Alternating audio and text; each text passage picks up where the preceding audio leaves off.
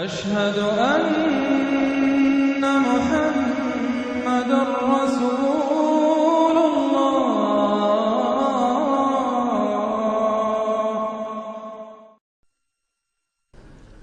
إذا جاءك المنافقون قالوا نشهد إنك لرسول الله والله يعلم إنك لرسوله والله يشهد إن المنافقين لكاذبون اتخذوا أيمانهم جنة فصدوا عن سبيل الله إنهم ساء ما كانوا يعملون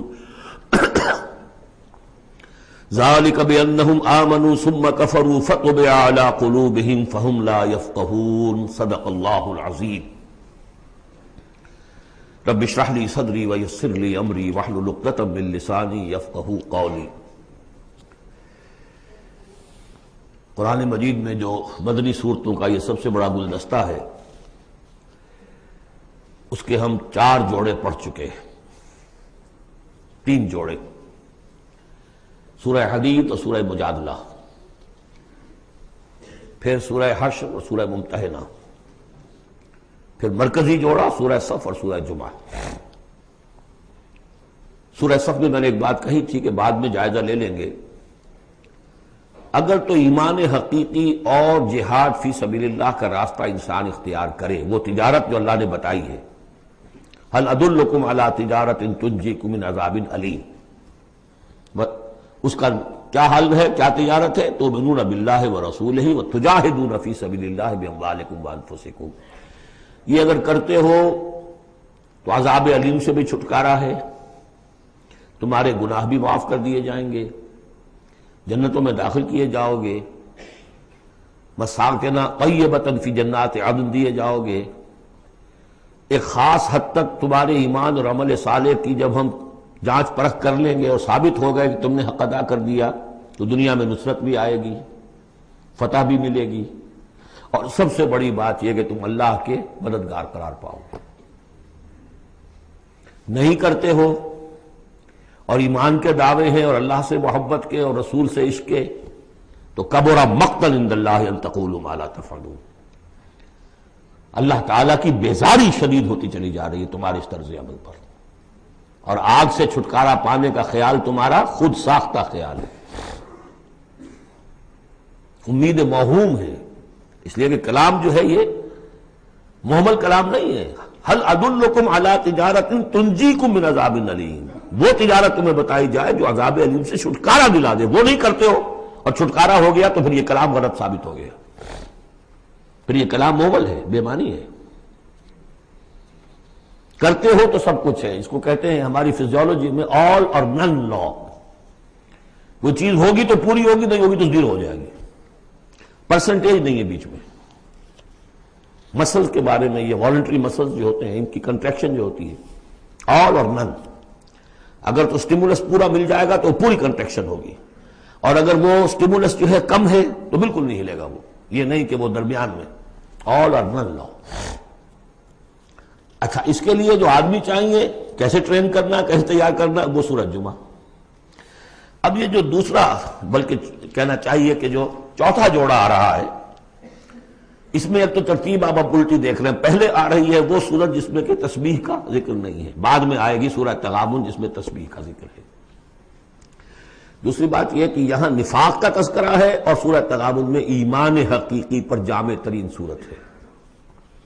میں نے آپ کو پہلے بتایا تھا کہ وہ مباحث، اب نفاق کی جو بحثیں آئی ہیں سورہ نساء اور سورہ توبہ کا تو اکثر حصہ اس پر مشتمل ہے، اور بھی تقریباً تمام مدنی صورتوں کے اندر وہ ذکر موجود ہے، کہیں ذرا ڈھکا چھپا ہے جیسے سورہ بقرہ میں، کہیں کھلم کھلا ہے، اعلانیہ ہے۔ اسی طریقے سے ایمان کی بحثیں تو پوری مکی قرآن میں پھیلی ہوئی ہیں، اس کے بلکہ اور خلاصے نکال کر بہترین جو ہے مدنی قرآن میں بھی لکھ دیے گئے ہیں، آیات الآیات ہے، آیت الکرسی ہے۔ لیکن ایک خلاصہ 11 آیتوں پر مشتمل نفاق کی حقیقت پر یہ سورہ منافقون، یہ منفی ہے، مثبت شے کیا ہے؟ ایمان۔ 18 آیتوں پر مشتمل جامع ترین سورت قرآن حکیم کی ایمان کے موضوع پر سورہ تغابن۔ نفاق کے بارے میں چند باتیں سمجھ لیجئے جو اگرچہ پہلی بحث میں بہت آ چکی ہیں، لیکن آج پھر میں بتا دینا چاہتا ہوں۔ نفاق کی 2 قسمیں، ایک وہ شخص جو شعوری طور پر دھوکہ دینے کے لیے ایمان لایا، وہ شروع ہی سے منافق ہے، ایک دن بھی اسے ایمان کی لذت نصیب ہوئی نہیں۔ سورہ آل عمران میں اس کی مثال موجود ہے، سازش کی، صبح کو ایمان لاؤ، شام کو مرتد ہو جانا، تاکہ یہ اسلام کی جو ساکھ بن گئی ہے، گڈ ول بن گئی ہے، یہ ختم ہو جائے۔ تو ظاہر بات ہے جیسے کہ فرمایا گیا سورہ مائدہ میں وَقَدْ دَخَلُوا بِالْكُفْرِ وَهُمْ قَدْ خَرَجُوا بِهِ، وہ کفر کے ساتھ ہی داخل ہوئے تھے اور کفر کے ساتھ ہی نکل گئے، ان پہ ایک لمحہ بھی ایمان حقیقی کا آیا ہی نہیں۔ یہ بہت کم لوگ تھے اس قسم کے منافق۔ اصل منافق جو وہ کون تھا؟ دعوت آئی، دعوت نے قبول، دل نے قبول کیا، بات ٹھیک ہے، صحیح بات ہے، چلو پیش قدمی کرو، لیکن تھے کم ہمتیں، بزدل، تھڑ دلے۔ اب ظاہر بات ہے یہ دعوت تھی انقلابی دعوت، انقلابی دعوت میں تصادم کے مراحل آتے ہیں، اور وہاں جو ہے تکلیفیں، آزمائشیں، مصیبتیں، ایثار مال، بذل نفس، یہاں تک کہ وہ مرحلہ بھی آ سکتا ہے کہ نقد جان ہتھیلی پر رکھو اور میدان میں آ جاؤ۔ اب جو ذرا کمزور لوگ تھے ان کی ٹانگیں ذرا ہلنی شروع ہوئی، کپ کپی۔ پہلا مرحلہ یہ ہوا ان میں کہ انہوں نے اپنی قصور کو ماننا، ہم سے خطا ہو گئی، غلطی ہوئی۔ یہ سورہ توبہ میں پڑھ چکے ہیں، خلطوا عملا صالحا وآخر سیئا۔ اب یہ ہے کہ کسی وقت اچھے کام بھی کر رہے ہیں، کسی وقت کوئی برا کام بھی کر دیا، کبھی کوئی لبیک بھی کہہ دیا، کبھی کہیں کھسک گئے، لیکن اپنی غلطی مان لی کہ حضور ہم سے غلطی ہوئی، ہم کوئی جھوٹا بہانہ نہیں بناتے، آپ جو سزا چاہیں دے لیں، ہم حاضر ہیں۔ اس درجے کو کہیں گے ضعف ایمان، یہ نفاق نہیں ہے، ضعف ایمان۔ اگلا درجہ آتا ہے جب آدمی کی جو جھوٹی عزت نفس ہے، اخذت العزت بالاسم، وہ جھوٹی عزت نفس اسے کہتی کب تک مانو گے اپنی خطائیں، تم جھوٹا بہانہ کر دیا کرو، یہ تھا مسئلہ، وہ تھا مسئلہ، یوں تھا، ایسا تھا، خدا کی قسم نہیں، وہ تیسرا مرحلہ ہے۔ جھوٹا بہانہ جہاں شروع کیا نفاق شروع ہو گیا۔ لہذا منافقین کے ضمن میں ہمیشہ آپ کذب کذب کذب اس کو دیکھیں گے۔ اگلا مرحلہ آیا، انہوں نے دیکھا کہ یہ تو اب ہماری قسم، ہم جو بہانہ بناتے تو لوگ مسکراتے ہیں، کچھ وہ سمجھتے ہیں کہ یہ جھوٹا بہانہ بنا رہا ہے، لہذا قسمیں کھا کر مؤکد کیا اپنی قسموں سے۔ یہ سیکنڈ سٹیج میں ٹی بی آ گئی، نفاق کی T B in second stage, جھوٹا بہانہ فرسٹ سٹیج، جھوٹی قسم سیکنڈ سٹیج۔ ایک عرصہ آتا ہے کہ اس کے بعد اس پر بھی اعتماد لوگوں کا اٹھ جاتا ہے، تو اب ان کے اندر ایک شدید قسم کا ریئیکشن پیدا ہوتا ہے، ایمان اور اہل ایمان کی دشمنی پیدا ہو جاتی ہے، اور یہ دشمنی سب سے زیادہ ٹارگٹ کرتی ہے قائد کو۔ اس نے ہمارے لیے ساری مصیبت کھڑی کر دی، ہم آرام سے اپنے مدینے میں آباد تھے، رہ رہے تھے، یہ آ گیا، اس نے آ کر یہ سارا جو ہے معاملہ ہمارے لیے، بھائی کو بھائی سے جدا کر دیا، خاندانوں میں رفت پیدا کر دی۔ اب ہماری دوستیاں تھیں ان سے اوس اور خزرج کی دوستیاں تھیں، ان تمام یہودی قبائل سے ہمارے وہ سارے حلیفی تعلقات ٹوٹ گئے، تو وہ ساری دشمنی جو ہے اب یہ عداوت بن جاتی ہے اہل ایمان کی، اور خاص طور پر اہل ایمان کے قائد جو اس وقت کون تھے؟ محمد رسول اللہ۔ دس از دی تھرڈ سٹیج۔ یہ ٹی بی کی وہ تھرڈ سٹیج ہے جو پہلے کبھی ہو جاتی تھی تو ہم سمجھتے تھے کہ اب یہ لا علاج ہے۔ یہ ہے نفاق کی اصل حقیقت۔ اسی لیے اس وقت جو لوگ کسی تحریکی تصور سے آشنا ہی نہیں، انقلابی تصور دین ان کے سامنے آیا ہی نہیں، وہ منافق نہیں ہو سکتا، وہ ضعیف الایمان آدمی ہے۔ لیکن جو شخص ایک مرتبہ کسی تحریک کو، انقلابی تحریک کو قبول کر کے آگے آ جائے، اب وہ منافق ہو جائے گا اگر وہ ٹھیک نہیں چلتا ہے۔ یہ بات میری جو ہے آج پلے باندھ لیجئے۔ عام اس وقت مسلمان منافق نہیں، انہیں پتہ ہی نہیں کہ دین کا تصور یہ ہے، دین کا یہ مطلب ہے، مولویوں نے سمجھایا ہی نہیں۔ دین کا نام ہے نماز، روزہ، اور لیلۃ القدر مل گئی تو بیڑا پار، ساری زندگی کے سارے گناہ معاف۔ انہیں تو یہ تصور دیے گئے، حج کرائے تو پاک ہو کے آ گئے، اور عمرہ کیا تو پاک ہو کے آ گئے۔ باقی یہ کہ تم جس طرح چاہو کماؤ، ہمارے نذرانے آنے چاہیے، اللہ اللہ خیر صلی اللہ، وہ پیر ہوں یا علماء ہوں۔ لہذا وہ بھی چاہ رہے، وہ منافق و راغب نہیں ہے، وہ ضعیف الایمان ہے، جو بھی ہے وہ اللہ تعالیٰ جو معاملہ ان سے کرے۔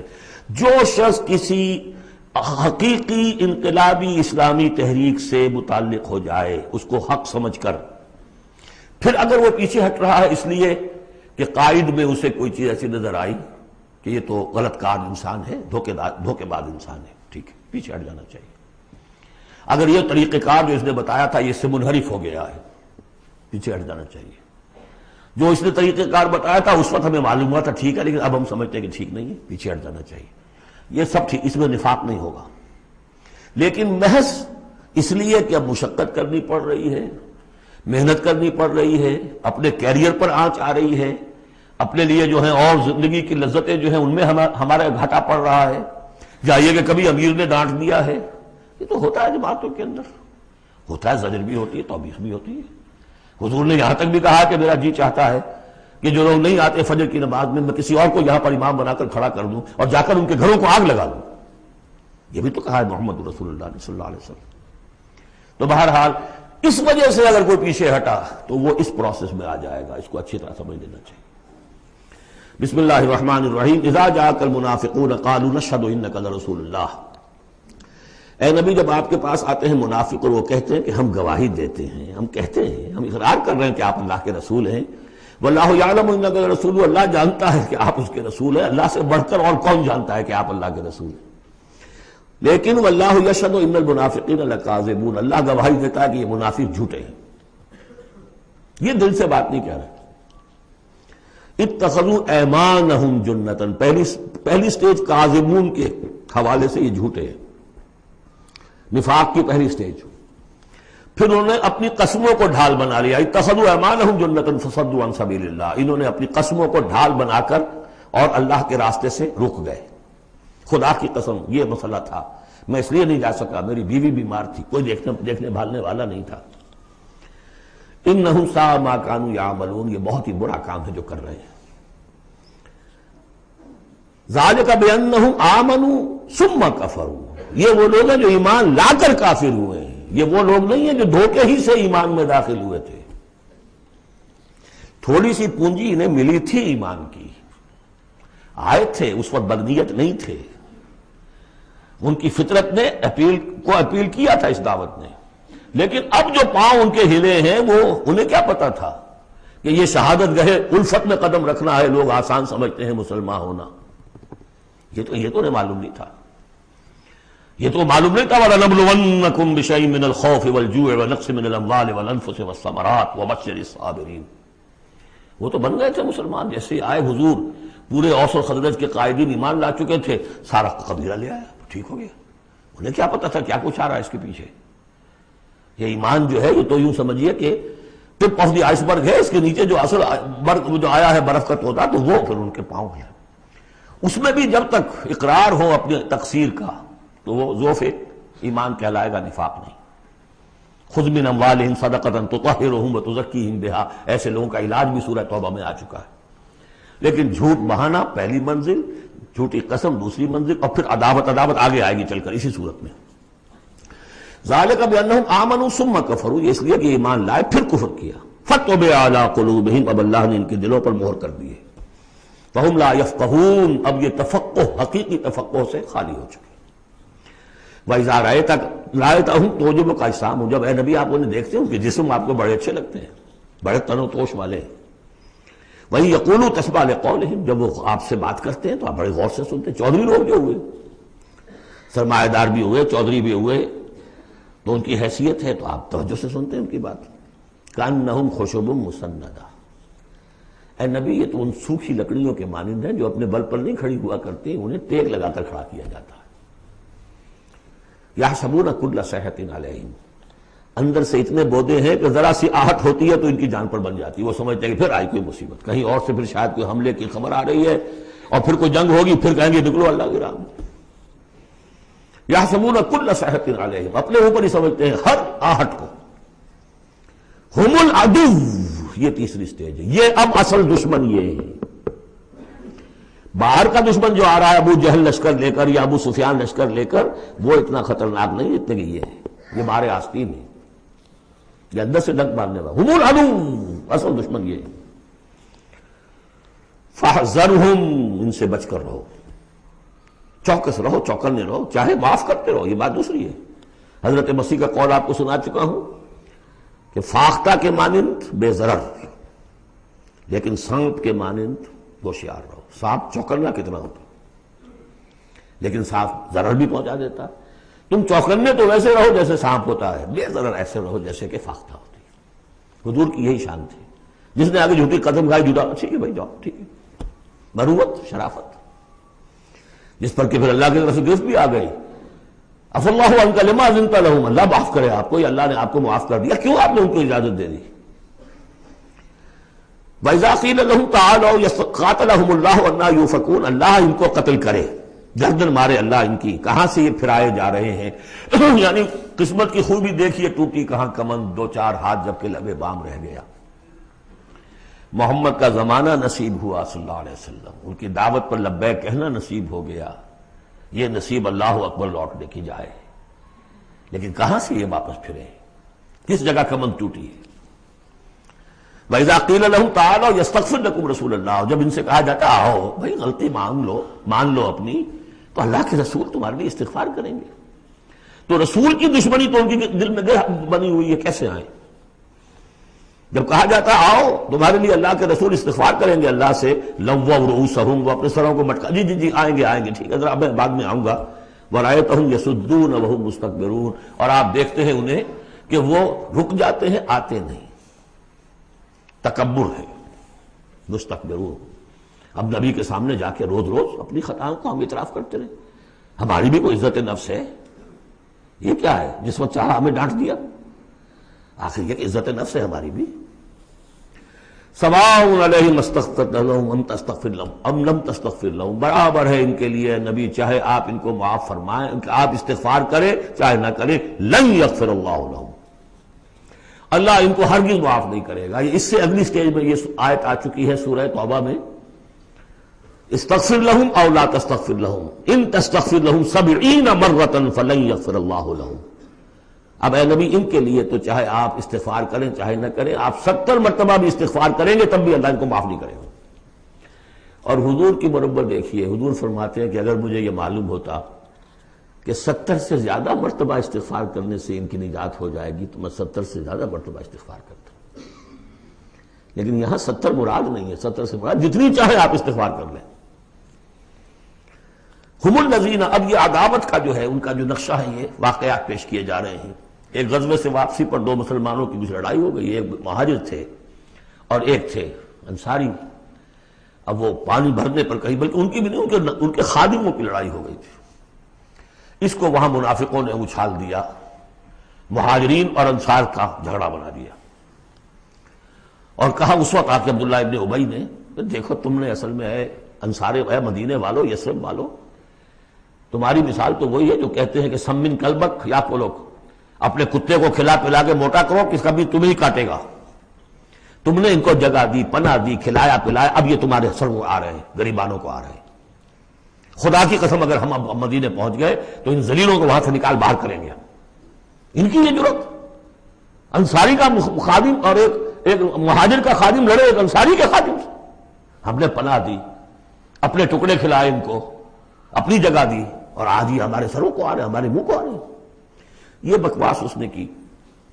وہاں موجود تھے ایک نوجوان زید ابن ارقم، انہوں نے جا کے حضور کو بتا دیا. حضور نے بلایا، نہیں جی جھوٹ پتہ میں نے نہیں کہا، یہ چھوکرے نے پتہ نہیں کہاں سے سن لیا، یہ چھوکرا کیا ہے یہ، اور آپ اس کی بات مان رہے ہیں میرے معاملے میں. خاموش رہے حضور. پھر یہ آیات اتر گئی جس نے چھوکرے کو صحیح ثابت کیا کہ کہا انہوں نے یہ. تو حضور نے فرمایا کہ لڑکے کے کان نے غلط نہیں سنا تھا. لیکن ایک بات نوٹ کر لیجئے، ان معاملات میں بھی حضور کوئی اقدام نہیں کر سکے عبداللہ ابن ابی کے خلاف. یہ نوٹ کرنے کی بات ہے. یہ جو لوگ سمجھتے ہیں کہ مکمل سٹیٹ قائم ہو چکی تھی مدینے میں، فوراً حضور کے جاتے ہی بڑی حماقت کے اندر مبتلا ہے. یہ ضرور ہے کہ حضور کو وہاں ایک حیثیت حاصل ہو گئی، لیکن جو تصور ہمارا ہے اس زمانے میں سٹیٹ، ریاست میں کبھی یہ ہو سکتا ہے کہ فوج میں سے 1000 میں سے 300 بھاگ جائیں، ان سے کوئی بات پرس بھی نہ ہو بعد میں. Is it possible؟ آج کی جدید ریاست میں کہیں یہ ممکن ہے کہ آپ کہیں اور عدالت، کسی اور عدالت میں اپنا مقدمہ لے جائیں؟ محمد کی عدالت میں نہیں جانا چاہیے، ہمیں تو یہودیوں کی عدالت میں جانا ہے. منافقین یہ کرتے تھے، کوئی پکڑ نہیں تھی. پکڑ کب شروع ہوئی ہے؟ فتح مکہ کے بعد. اب یہ اس کی خوش قسمتی تھی عبداللہ ابن ابی کہ اس سے پہلے یہ واصل جہنم ہو گیا خود ہی،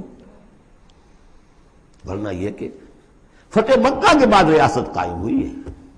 یہی وجہ کہ اس کے بعد پھر جب جنگ کا اعلان ہوا ہے تو جو نہیں گئے ان سے باس پرس ہوئی ہے، حساب کتاب ہوا، اس سے پہلے نہیں. تو اصل مسٹیک جو ہے عبداللہ ابن ابی کا یہاں پہ بھی خاموش. ایک موقع پر جب کہ تہمت کا معاملہ چل رہا تھا تو ایک دفعہ حضور کے زبان مبارک سے ایسے الفاظ میں نکل گئے، دکھا دل، کہ کیا کوئی شخص نہیں ہے کہ جو مجھے اس ایذا رساں شخص جو ایذا پہنچا رہا ہے اس کی ایذا سے بچا سکے. اب انڈیا ظاہر تھا صاف کہ کیا کوئی شخص اس کو قتل نہیں کر سکتا. اب واقعات مختلف آتے ہیں. ایک واقعے میں تو یہاں تک آتا ہے کہ سعد ابن معاذ موجود تھے، حضور نے انہوں نے کہا کہ حضور آپ مجھے حکم دیجئے میں قتل کرتا ہوں. سعد ابن عبادہ تھے، وہ خزرج میں سے تھے. وہ فوراً تم یہ اس لیے کہہ رہے ہو کہ وہ خزرج کا آدمی ہے. تو معلوم یہ ہوا کہ وہ جو قبائلی عصبیتیں تھیں کسی نہ کسی درجے میں ابھی موجود تھیں. ایک دن میں صاف نہیں ہوتی یہ چیزیں. پھر حضرت سعد ابن عبادہ کہتے ہیں حضور سے، حضور اس شخص کے معاملے میں نرمی کیجئے. اصل میں اس شخص کو ہم بادشاہ بنانے کا فیصلہ کر چکے تھے، اس کے لیے ہم تاج تیار کر چکے تھے. آپ آئے تو اس کے سارے خواب جو ہیں وہ بکھر گئے. اس کا ایک طرز عمل ہے لیکن یہ کہ اس کا اثر ہے ہمارے قبیلے میں. حکمت اور مصلحت کا تقاضا یہ ہے کہ اس کے خلاف اقدام نہ کیا جائے. یہ بات سمجھ. ابھی ریاست اس درجے کی نہیں تھی کہ ان تمام چیزوں کو بالکل، ان مصلحتوں کو بالکل نظر انداز کرتے ہوئے جو قدم چاہے اٹھا دیں. یہ نہیں. اب کتنا بڑا کفر ان کا چلا آ رہا ہے یہاں پر. ہم الذین یقولون لا تنفقوا علی من عند رسول اللہ حتی ینفضوا. یہی ہیں وہ لوگ جو کہتے ہیں کہ مت خرچ کرو ان پر جو اللہ کے رسول کے گرد جمع ہو گئے ہیں. دیکھنا ان بستیوں کو تم کے ویراں ہو گئیں، یہ سب بھاگ جائیں گے اگر تم ان کے اوپر خرچ نہ کرو. حتی ینفضوا، یہاں تک کہ وہ منتشر ہو جائے. وَلِلَّهِ خَزَائِنُ السَّمَاوَاتِ وَالْأَرْضِ، حالانکہ اصل خزانے کائنات کے آسمان اور زمین کے اللہ کے اختیار میں ہیں. وَلَٰكِنَّ الْمُنَافِقِينَ لَا يَفْقَهُونَ، لیکن ظاہر بات ہے کہ منافقین اس کا فہم نہیں رکھتے. يَقُولُونَ لَئِن رَجَعْنَا إِلَى الْمَدِينَةِ لَيُخْرِجَنَّ الْأَعَزُّ مِنْهَا الْأَذَلَّ، اور وہ کہتے ہیں اگر ہم مدینے لوٹ گئے، اب چونکہ فوج واپس آ رہی تھی ایک جنگ سے، اب جب مدینے پہنچ جائیں گے تو لازماً جو عزت والے ہیں نکال باہر کریں گے ان ذلیلوں کو. اور ذلیل سے مطلب کمزور، ذلیل کا مطلب جو ہے وہ ہماری زبان میں جو ہوتا ہے کمینہ وہ نہیں ہے. ان کو ہم نکال باہر کریں گے. وَلِلَّهِ الْعِزَّةُ وَلِرَسُولِهِ وَلِلْمُؤْمِنِينَ، حالانکہ عزت تو اللہ کی ہے اور اہل ایمان کی ہے، اللہ کے رسول کی ہے اور اہل ایمان کی ہے. وَلَٰكِنَّ الْمُنَافِقِينَ لَا يَعْلَمُونَ، لیکن یہ منافق جانتے نہیں. لیکن ہوا یہ کہ جب یہ قول پہنچا ہے، عبداللہ ابن ابی کے بیٹے کا نام بھی عبداللہ ہے، وہ بڑے مخلص نوجوان، خالص، صادق القول، صادق الایمان.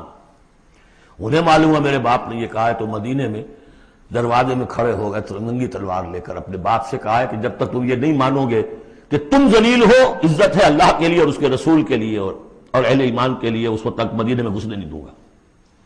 فریاد بھی کی، حضور سے بھی کہا، لیکن پھر کہنا پڑا اس کو کہ ہاں اللہ اور اس کا رسول اور اہل ایمان عزت والے ہیں، ہم ذلیل ہیں. تب داخل ہوں گے. یہ 8 آیات ہیں حقیقت ایمان، اس کی اصل بیماری، اس کی سٹیجز، پروگنوسس کہ کہاں تک یہ لے جا سکتی ہے بیماری کہ رسول کا استغفار بھی مفید نہ رہے. اور 3rd سٹیج دشمنی پیدا ہو جائے. اب اگلی 3 آیات جو دوسرے رکوع کی ہیں اس میں اس کا علاج ہے. علاج جو ہے ایک پریونٹیو ہوتا ہے، کیوریٹیو. پریونٹیو یہ ہے کہ اس مرض کی چھوت نہ لگے، ٹیکہ لگاؤ، اسمال پاکس کا ٹیکہ لگا دو، چھوت نہیں لگے گی. ایک یہ کہ اگر ہو ہی جائے تو پھر یہ ہے کہ اس کا علاج. پریونٹیو کیا ہے؟ یا ایھا الذین آمنوا لا تلھکم اموالکم ولا اولادکم عن ذکر اللہ. اہل ایمان تمہیں غافل نہ کرنے پائے تمہارے اموال اور تمہاری اولاد اللہ کی یاد سے. وَمَن يَفْعَلْ ذَلِكَ فَأُولَٰئِكَ هُمُ الْخَاسِرُونَ، اور جو کچھ یہ کریں گے تو وہی خسارے میں رہیں گے. اب ذکر سے مراد صرف وہ ذکر نہ سمجھیے تسبیح. اللہ یاد رہے، اپنا فرض یاد رہے، آدمی چاق و چوبند رہے، اپنے فرض کی ادائیگی کے لیے کمر بستہ رہے، سب ذکر میں. جہاد سے غافل نہ کر دیں تمہارے مال اور اولاد. ان میں اتنا انہماک ہو جائے کہ وقت ہی نہیں، میں کیا کروں جی، وقت ہی نہیں. وقت کہاں سے آئے گا؟ آپ نے معبود بنا رکھا ہے اپنے سٹینڈرڈ آف لیونگ کو، سٹیٹس کو، سٹیٹس سمبل معبود ہے، اب اسی کو پوج رہے ہیں آپ صبح سے شام، اور رات کے اوقات میں بھی سوچ بچار اسی کی ہے، تب کہیں جا کر وہ سمبل جو ہے قائم رہتا ہے، تو کیسے ہوگا؟ اس کا جو ہے کیوریٹو ٹریٹمنٹ وہ کیا ہے؟ دیکھیے نفاق الف اس میں ڈال دیجئے، انفاق یہ اس کا علاج ہے، انفاق خرچ کرو خرچ کرو۔ نفاق کا اصل سبب کیا ہے؟ دنیا کی محبت، دنیا کا محبت کا سب سے بڑا مظہر کیا ہے؟ مال کی محبت، اور علاج بالمثل یہ ہوگا مال نکالو، یہ ہے اس کی اصل علاج۔ جیسے سورہ حدید میں ہم نے پڑھا تھا کہ زمین کے اندر ہل چلانا پڑے گا، ہل کیا ہے؟ ان المصدقین والمصدقات واقرضوا اللہ قرضا حسنا یضاعف لهم ولهم اجر کریم والذین آمنوا باللہ ورسلہ اولئک هم اب یہ گند نکال دو دل سے، پھر ایمان کا بیج پڑے گا تو لہلائے گی کھیتی، پھر صدیقیت کی طرف جاؤ چاہے شہادت کی طرف، یہ تمہاری استاد تباہ ہے۔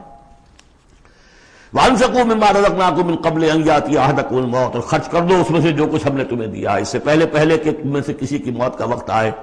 فَيَقُولَ، پھر وہ اس وقت کہے، رَبِّ لَوْلَا أَخَّرْتَنِي إِلَىٰ أَجَلٍ قَرِيبٍ، پروردگار اسے ذرا کچھ دیر کے لیے مؤخر کر دے، فَأَصَّدَّقَ وَأَكُن مِّنَ الصَّالِحِينَ، تو میں بڑی تصدیق کروں گا اور خیرات و صدقات سارا کچھ دے دوں گا، اور میں بالکل صالحین میں سے ہو جاؤں گا۔ وَلَن يُؤَخِّرَ اللَّهُ نَفْسًا إِذَا جَاءَ أَجَلُهَا، جب کسی جان کا وقت آ جائے گا، وقت معین، پھر اللہ اسے کسی صورت مؤخر نہیں کرے گا۔ قوموں کی اجل تو پھر بھی مؤخر ہوئی ہے، قوم یونس کی ہو گئی ہے، لیکن یہ کہ انفرادی اجل کبھی مؤخر نہیں ہوتی۔ وَاللَّهُ خَبِيرٌ بِمَا تَعْمَلُونَ، اور جو کچھ تم کر رہے ہو اللہ اس سے باخبر ہے۔ اب یہ تو تھا منفی نفاق، مثبت ہے ایمان۔ ایمان کے سلسلے میں جو باتیں سورہ حدید میں آئی تھیں، اب یہ پوری صورت، وہاں جو آیا تھا قتال اور جہاد اور حدید، یہ ساری چیزیں آئی تھیں نا، انزلنا الحدید، اور انبیاء کی بعثت کا مقصد، وہ سارا مضمون سورہ صف میں آ چکا ہے۔ اس کے لیے کیسے انسان آئیں گے وہ سورہ جمعہ میں آ چکا ہے۔ سورہ حدید میں بھی آیا تھا، هو الذی ينزل علی عبدہ آیات بینات لیخرجکم من الظلمات الی النور، وہی ہے اللہ جو نازل کر رہا ہے اپنے بندے پر آیات بینات تاکہ وہ نکالے تمہیں اندھیروں سے روشنی کی طرف۔